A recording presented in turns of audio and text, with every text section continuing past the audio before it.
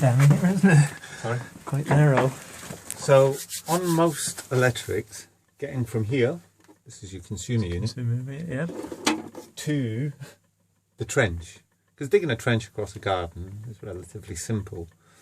Getting from here to the outside of the house can be quite difficult because you don't know how you're going to get there. You know, on new houses, do you go through the floorboards? Do you go under the stairs? How do you get from here to there? So that's the grey area of costing as much as anything. From here to there. And for it to be a neat job. A neat job. As you can see, Kate's got this cellar, so all the electrics are on this wall. Not necessarily as neat as, say, a brand new house, which would have a big consumer unit. One thing to point out here, this is an old style fuse box, which we haven't touched and nobody's touched, but wouldn't be acceptable on a new house today. Really? On Part P registered electrics. But because Kate's got this new consumer unit next to it, there is obviously power coming out of there and it is doing something. It's an old London house. But the fact that she's got this new consumer unit in, and it had spare ways. It had some spare ways in it, that we call them. So we've been able to put the studio into that spare way. And there you can see the armoured cable coming in. Right, so that's just come in through there. Into here. Up along the top and into the consumer unit. Oh, if you were doing a house, you wouldn't necessarily need to go from here to the outside of the building with armoured cable, because what armoured cable is, because it's got the steel, it's hard to flex. It's not as flexible. Right. Let's say Cat 5 or... Well, it's 6mm cable. So inside there, because of the distance that it went, it'll be 6mm cable.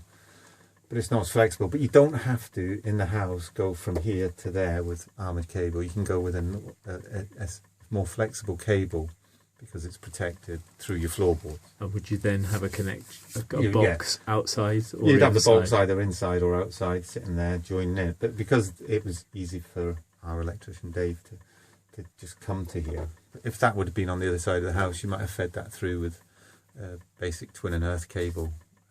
Right.